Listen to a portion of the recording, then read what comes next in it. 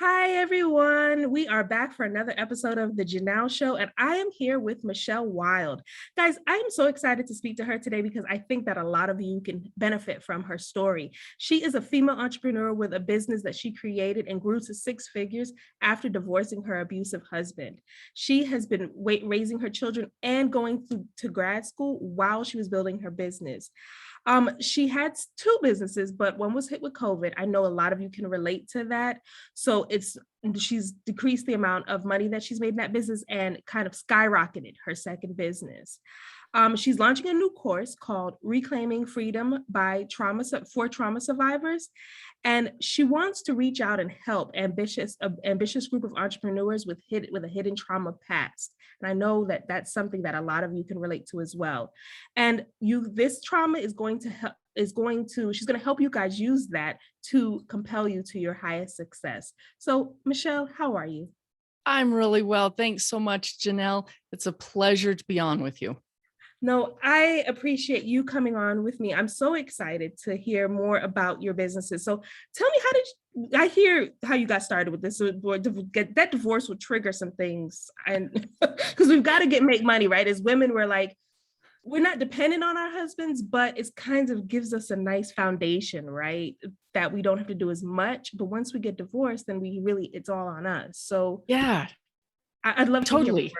Yeah, got to step it up big time when a divorce comes around. So yeah, the divorce was kind of like the culmination of events that just kept happening. So my childhood was fraught with sexual abuse. Mm-hmm. And like crazy intense stuff. And so naturally, as a lot of trauma survivors do, we tend to marry the wrong people. Yeah. And trauma loves trauma, right? Trauma loves trauma. And so I married somebody who was equal to the level I was at that point in time, because I had not healed. I'd done the classic survivor thing where I went into my intellect and I maximized it. Once I got out of the fight, flight, freeze and the sexual abuse stopped, I totally went into my brain, into my intellect, and maxed it out, graduated from the top of my class. I mean, like number one at the top of my class. I excelled at using my brain, and it was amazing. It netted me a lot of kudos and was fabulous, but it did not prepare me for marriage, did not prepare me for kids. And so I got into that marriage and realized that it was not the best place to be. So eventually I did get out of it. Crazy story of how I managed to get out of that relationship. Let me tell you, my therapist at the time, he said, I don't know how you did it, given who you are. So, I had a lot of growth and healing that needed to happen during that time. But I was able to take my strong intellect and apply it to the world around me, but most specifically to my own healing. Like I said, I got in with a therapist who was excellent and started working on it. And, I love the work that I did with him, but it didn't quite take care of things. And as I progressed through life, I started to recognize that the problems just weren't quite going away. I had a wonderful intellectual understanding that said, hey, this isn't my fault. It's okay to be angry, things like that. But it wasn't really sinking in all that well. And so my business came about. Well, I actually, like you said, I have two businesses, one of which assisted greatly in my own personal healing. So as I was looking for solutions to my own personal trauma, I happened upon some somatic psychology methods, one of which was the Hakomi method. And so I went to a Hakomi therapist and eventually ended up getting some training in it. And I found that that was very helpful. And that led me down a very unusual path of becoming a licensed massage therapist. Okay. And so I got in touch with my body at that point. And it was through a lens that, although I can't recommend it to everybody because it's just not the path for everybody, for me, it helped me get in touch with my own body in a safe way because it had never been safe before to be in my physical body. But when I was the person in control and the other person was the one without clothes, it worked for me. And I was able to touch somebody and be safe and still stay in my body instead of dissociating. Right. So that brought me into my body, which opened up the intellectual part of self, the emotional, the spiritual, and finally the physical aspect of self. And that's the way I look at the healing cycle. I figure that most of us, when there's an incident, and if I could draw a picture on a whiteboard for you in your mind, I would put a great big red X over here on the right-hand side that says incident. Mm-hmm. And then I do a little path down that passes through the fight, flight, freeze response. Once we get out of that, most of us fall into an intellectual response to what has happened to us. And we say things like, I realize it wasn't really my fault. And I can get through this. And this is where most of us develop our strong drive to succeed, because we focus all of our energy into our mind and we excel at it. Now, this isn't the case for all trauma survivors. I'm talking about a narrow band that's likely to be those of you out there who are pushing towards being highly successful entrepreneurs who have overcome some of the hurdles and have been able to compartmentalize the trauma through the use of the intellect and move beyond it, but not quite completely. And so if we travel around my imaginary healing circle, we then go into the emotional realm where usually we get a therapist at that point and we explore the emotion behind it and we cry and we get angry, and that's all lovely. And I think it's a very important part of the healing process. And some people stop there, and that's fine. Other people move on to address the spiritual or connection to others part of the healing process. And we might get into religion, or we might get out of religion, or into or out of spirituality. And some people stop there, and that's fine. If that's their perfect path, then that's where they stop. But for other people, especially trauma survivors, the healing is not complete until we address what's left over in the body that leave hidden blocks to our success, that cause us to not reach our highest potential. Does that make sense? Yeah, yeah. Okay. And once we get through that, we can either repeat the loop for higher and higher levels of healing, but being able to address the physical leaves us at a spot where we have freedom to serve in our highest and best capacity. So how do you walk people through getting to that top level? So that's a fun process. It's a little bit dependent on where the person is. So I've created the coaching course to be able to help my specific avatar person. And so for that person who says that there's a lot of pain with always trying to prove their worthiness to the world, and the pain of being driven to work and not really ever relaxing, that have pain of not connecting fully with others, feeling isolated, and the pain of relationship suffering. You know, when we're not in touch with our emotions and our body, it's hard to really be with people in a way that we would love. And so this kind of person, we get to become more in touch with the body, with the emotional self. And so it's a series of experiments of a sort where we learn to love our body once again.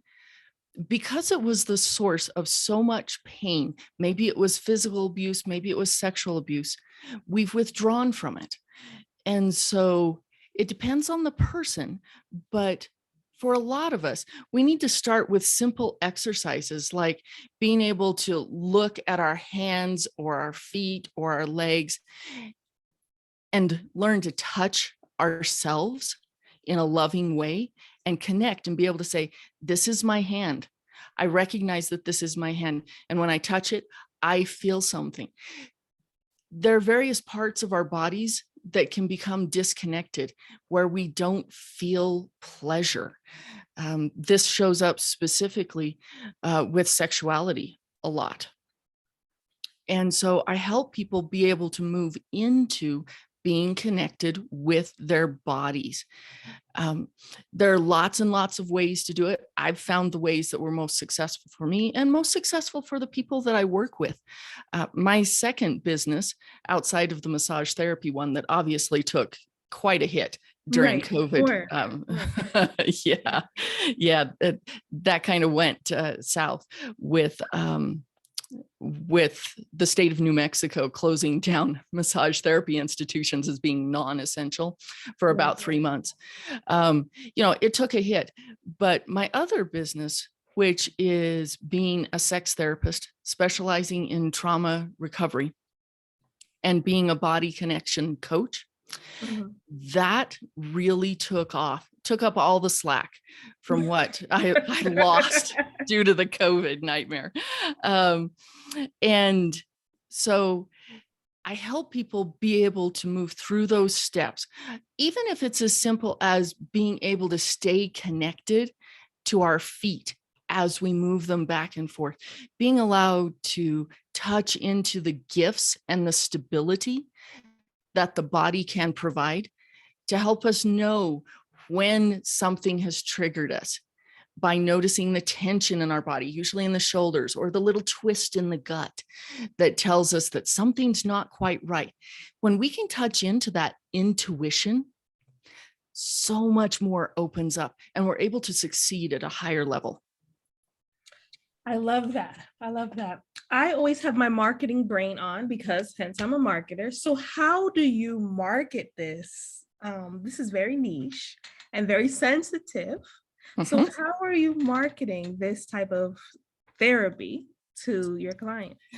So the therapy has to be restricted to the state that I'm licensed in. Right. But the coaching, which is an educational course, I do Facebook marketing. I have my own podcast, looking to put out some ads on social media. That's forthcoming. But right now, that's what I'm doing. And it's more of this grassroots effort that spreads through trauma recovery groups. Yeah, I can see that. I can definitely see that. Yeah, because you're right. I mean, just jumping on somewhere and saying, hey, if you have sexual trauma, why don't you join me? Because not exactly the way that I want to do it. So I allow people to come in and get a sense of what I'm like and the energy that I hold and the ideas that will help lead to healing in a nice, soft way where they're not obligated right away and they can start to feel safe, because safety is paramount. Yeah, because it's what triggers the issue, right? For them, that they weren't feeling safe when they were being abused. So you want to create a safe environment for them. Yeah, absolutely. Yeah. Okay, definitely. That definitely is a heavy topic. I'd like to know about how you hold all of this, right? So this is a lot emotionally, mentally on you with all of your clients. So what do you do to decompress all of this? So, personally, I have a great self-care practice that I've honed over the years that works really well for me. I love triathlons. And so I do a lot of working out to help my triathlon addiction. Heading to Texas in a few weeks to run a triathlon with my sister and my brother. Super excited about that. And I do a lot of outdoor activities. I also love to get my hands in the dirt. I do a lot of gardening. And, that connection, that grounding with the earth is so healing and so soothing to me. Yes. Now, of course, in counseling school, they taught us a whole bunch of lovely things that help contain everything that's going on for everybody else and not take it on as my own. And I actively practice those, as well as some other great therapeutic things like having a supervisor to talk to and do case consultation, and a group to talk to of other therapists where we can be like, yeah, it was rough. So,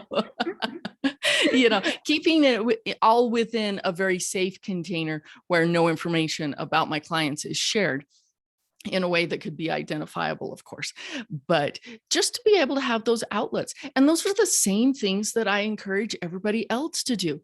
Have a resource pool of people that care about you and are willing to listen to what's going on, whether that includes professionals or family or friends or whatever that looks like. Having excellent self-care practices. Being a massage therapist, I totally know the value of one. And so I arrange for 1 or 2 or 3 a month, fairly religiously. And being able to do those things, allowing a physical outlet, is just great for all of that. But most of all, it's realizing that there's a difference between my stuff and everybody else's stuff. And I don't need to take on everybody else's stuff. And so that's part of a practice of releasing. Yeah, that's where I was actually going with it, is that a lot of people don't know how to do self-care. So that's why I asked you what your methods were. So from what I hear, it's finding a hobby, finding something that you enjoy, having somebody to be able to talk to, and then also to keep yourself moving, to keep yourself active. Yeah, I love all of those things. And that looks different for everybody, because I'm definitely not running a triathlon in any way. No, it's not everybody's cup of tea. But, when I was in the healing phases, there were some other very specific things that I did that were super helpful. So rhythmic dancing is something that's helpful. Yoga is amazing for healing. I still go to yoga once a week. And those things, a great modality that I went ahead and got certified in because it was primo, is tension and trauma releasing exercises. And that's a physical release of trauma that's held in the body. And I believe that we pick up holding patterns when we experience trauma. And these holding patterns that are physical in the body, holding patterns, they help shape our mind. And in a lot of cases, it helps shape us so that we don't have to deal with the pain of the recollection and the pain of the emotions all day, every day. And so it will physically lock it up for us in tight muscles. So, there's some books out there that talk specifically about that. I know I'll give you a lovely suggestion at the end of our discussion. Yeah, thank you. And I love books. It's that intellectual side. Go ahead and tell me the book title. Go ahead. I'm ready to write it down. Okay. This book is called The Body Keeps the Score. The author is Bessel van der Kolk. 4 words there, Bessel van der Kolk, K-O-L-K. It's a great book, talks about some modalities that I use, the yoga, the EMDR, some somatic practices. They're beautiful. And in the healing phase, that's where we really need to spend a lot of time. Running a marathon probably isn't in the cards for everybody. But yoga, which is an amazing healing modality that has been validated time and time again, is within most people's reach. Yes. Yes. Yeah, no, definitely. I love that. Yeah. I'm trying to think. I wanted to ask you one more thing about your business, because you stated that you took it to 6 figures. Yes. Already. I'm assuming that you started this because the massage business slowed down, or were you doing this already? So the course of history is that I got involved in massage in kind of a backdoor thing. I never imagined myself as a massage therapist. My family was very hands-off, didn't touch, didn't hug kind of a family. Yeah. And it still kind of horrifies my mother that I touch other people. Bless her. And so I got into massage therapy as part of my own healing. And a couple of years after that, I got divorced, went back to grad school. So I went to a lovely college, St. John's College in Santa Fe, New Mexico. It's a wonderful liberal arts college where you study the classic authors, Aristotle, Euclid, all of those wonderful, wonderful texts, and found that satisfied my intellectual needs. But then I thought, you really need to take care of the emotional side as well. And because I was already doing some body connection coaching at that time, but I wasn't able to really delve into some of the underlying issues that were going on for people because I wasn't qualified to handle the trauma that was there. And that's what I bumped up against time and time again. And so I decided to go get a counseling license. So here I am, I'm divorced and poverty stricken, quite frankly, no child support coming in, no alimony. I was totally on my own. And so I go out and I do these 2 master's degrees back to back.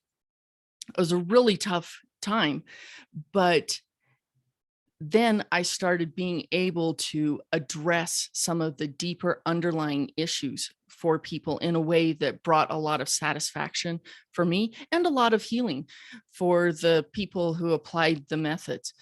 And so that's when I started to build it. About 7 years ago, I started building my therapy practice. The massage business had been going for a few years prior to that. And they both took off. There was a time when both of them were 6-figure businesses, but then COVID. And so one of them took a hit, but the other one just really excelled because I'm able to hone in on my very tiny niche. It's true. It is a smaller niche to be able to work with sexuality and healing from sexual assault and the body connection coaching. But there are a surprising number of people out there that can benefit from it. And so, yeah, that was the journey for me of going from totally broke to multiple 6-figure businesses. No, I absolutely love that. And I tell people all the time about niching down. So I've had this conversation constantly on this podcast where people tell me I serve everybody. I serve corporate clients, I serve entrepreneurs. And I'm just like, you can't have the same conversation with somebody who's in corporate as you have with an entrepreneur. We're two different people. So I love to hear that you niche down and you excelled just like crazy. So I love that. Yeah, it works. It really does. It does. It does. And now the people who come to me want exactly what I have to offer. And, I get compensated for it. And there's nothing wrong with talking about money. I get compensated well for what I do because I do it very well. As you should. And you have the degrees to go with it. You've been doing it for a while. So all of those things together, people have to pay for your experience and your expertise. And there should be no reason that you should feel that you shouldn't get paid well for it. And I know it's another thing, a taboo thing for women. Yes, it is. It is, especially for people who are recovering from trauma and feel that they're worthless because they were treated like an object. Yeah. Yeah. It's hard to feel that sense of worthiness. And so being able to do that and talk about the things that are taboo is a fabulous place to be. I love that you're willing to talk about taboo topics. Oh, yeah. Yes, that's what I'm all about. Yes, let's talk about go against the grain. Why not? I saw a post the other day on Twitter. This guy posted his whole salary, like from 2022, I made this 2000, just gave the whole list, and it like put Twitter in an uproar. Really? And and I was like, come on, let's talk about these topics. Who created this society? Like, I want to know all the time, who created this mess? This is a complete mess where we can't share how much money we're making. We can't share, what we've been through, because I help you, you help me. That's how this works. in my mind. Absolutely. Yeah. Yeah. If we can't own our past, we can't own our present because our Mhm, past shapes us. And mhm, it doesn't have to define us, but it definitely shapes us. And we can move beyond our past, but not until we actually address it. All of the components, the intellectual, the emotional, the spiritual, the physical, we have to look at the whole thing and really delve into it and yank it out. It can be kind of messy to empty the closet, but hey, it's totally worth it. And I was telling you before we started recording is that I talk to people all the time that are dealing with traumas, and it may not be sexual traumas, but trauma in and of itself. And they have yet to heal from it, but they're starting a business, they're doing their everyday lives, but they don't realize how affected they are. And the clients that they're attracting those same trauma clients. They're like, why isn't this not working out? And it's because you haven't healed your trauma yet. Exactly. And there's all kinds of trauma out there. Mhm. I happen to Mhm. specialize in the sexual assault part, but yes, there are many traumas out there, even collective traumas, racism, Mhm. natural disasters, wars, those collective traumas, they can all benefit from getting back in touch with our bodies and addressing the entire sphere of healing. But there's so much there, and until we heal from our trauma, we live from it. And yes, I'm not surprised that your clients are seeing people that are quite similar to them showing up, but this is really actually a good thing because it shows us where we need to grow. No, definitely. We're a reflection of the people that we are around. You forgot to mention the trauma of COVID, though. The COVID Oh, trauma. absolutely. Yeah. And as I mentioned, there's a couple of really big forest fires going on in New Mexico, where I am right now. And that is also a collective trauma, and it has impact on us. But yeah, the thing about COVID, we shouldn't go there, because then We're this leaving will it last alone. another hour. Talking about the mental health fallout from COVID and the lockdowns in particular. Yeah, I even noticed a difference with the children. My son, I've noticed the difference in his behavior. Just even the kids that I interact with, the conversations that they can have now.